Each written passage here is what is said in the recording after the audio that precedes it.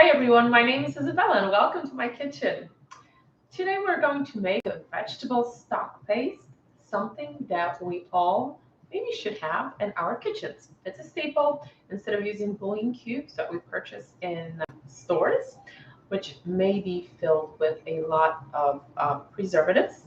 We can make something fresh in our Thermomixes, and if it's in season, unfortunately it's outside season, but if it is in season, we might be able to use some of our veggies, some of those that we have in our gardens. So this is my BFF Thermomix. If you don't know him yet, let me know. I'll be happy to introduce him to you.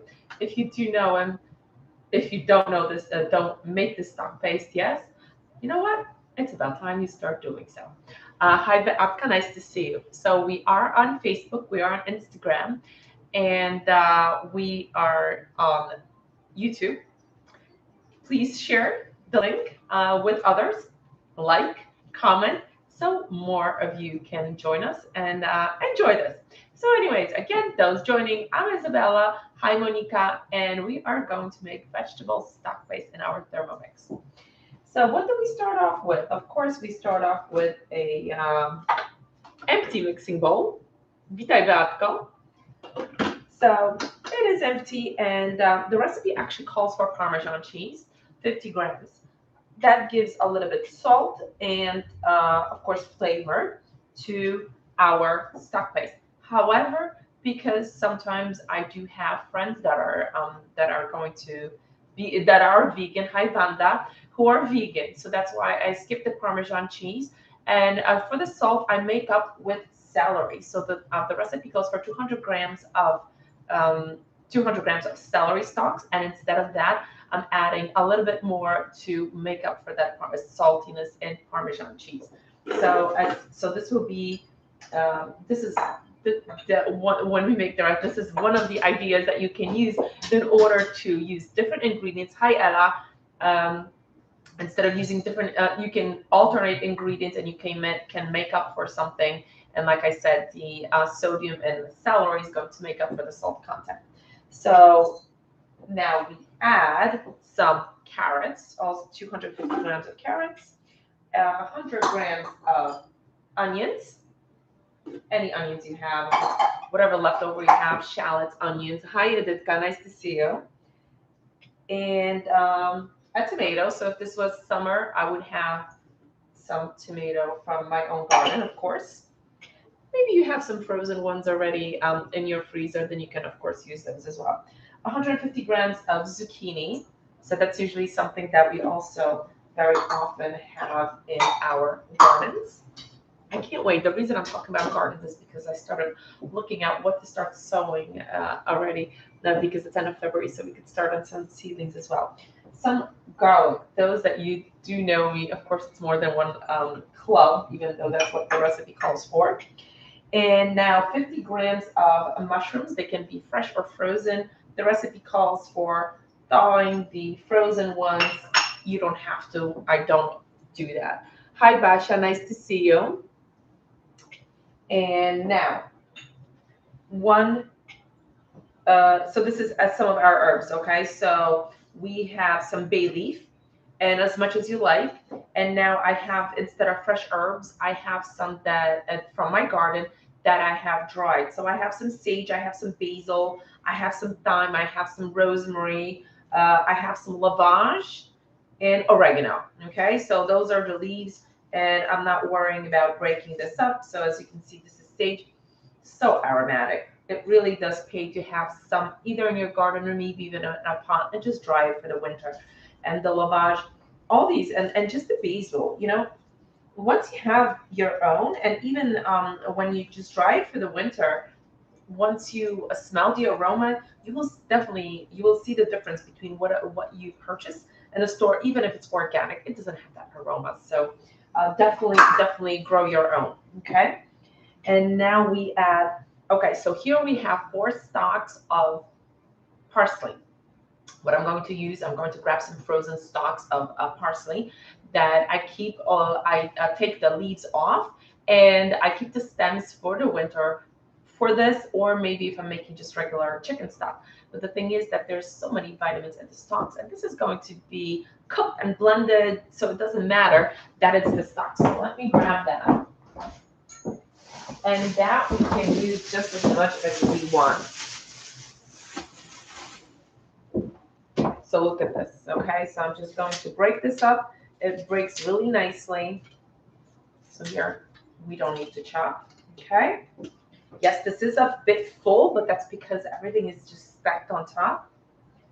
And now, for the loud part, for 2 seconds, let's see how I can fit my spatula in here.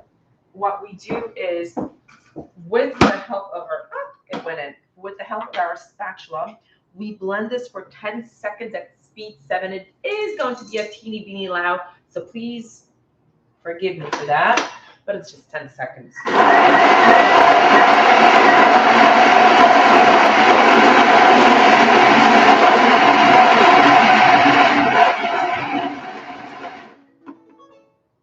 Okay, so let's see what we have roughly chopped.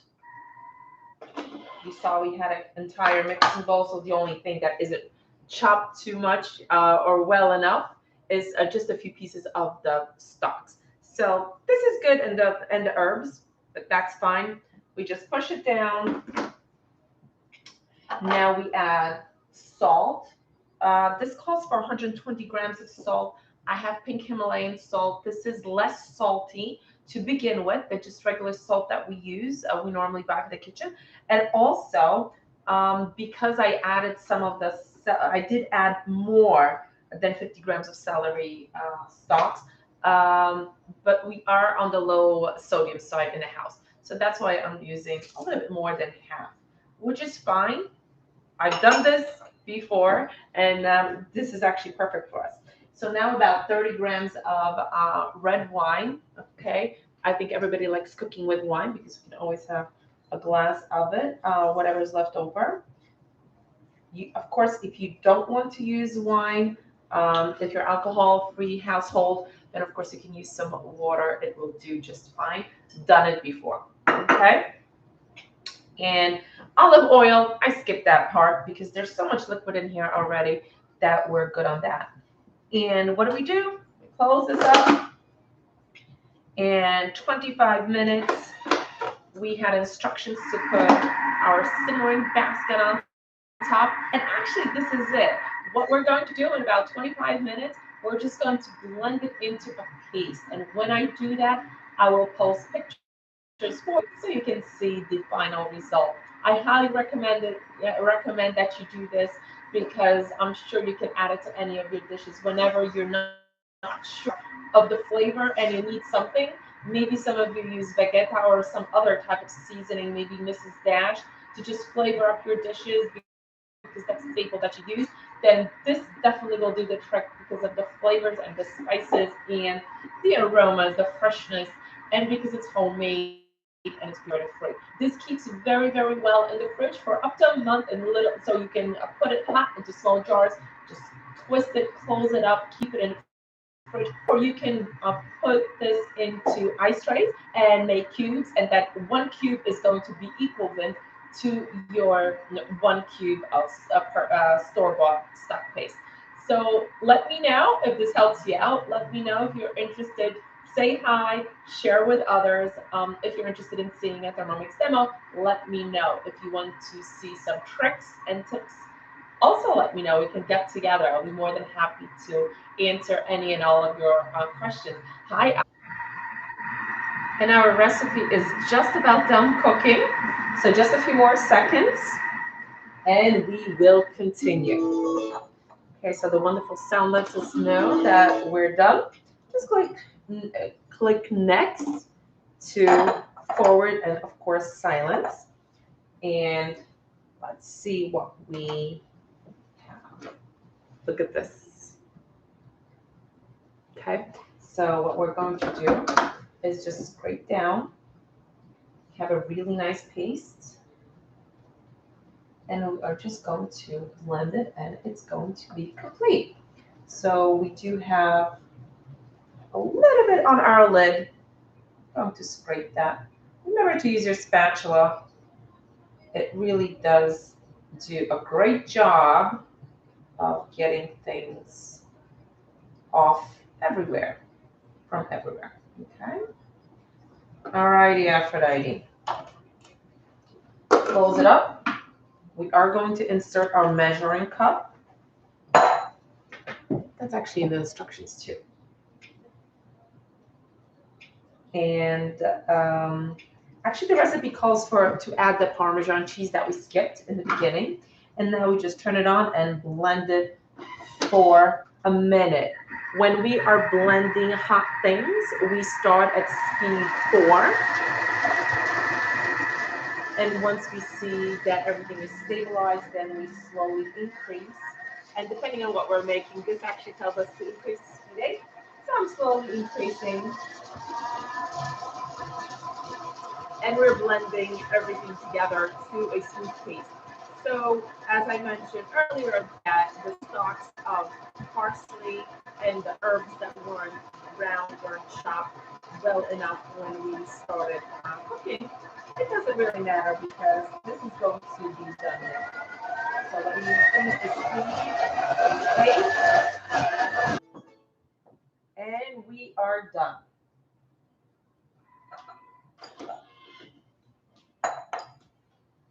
Whew, look at this. Need this? Okay. Everything's blended.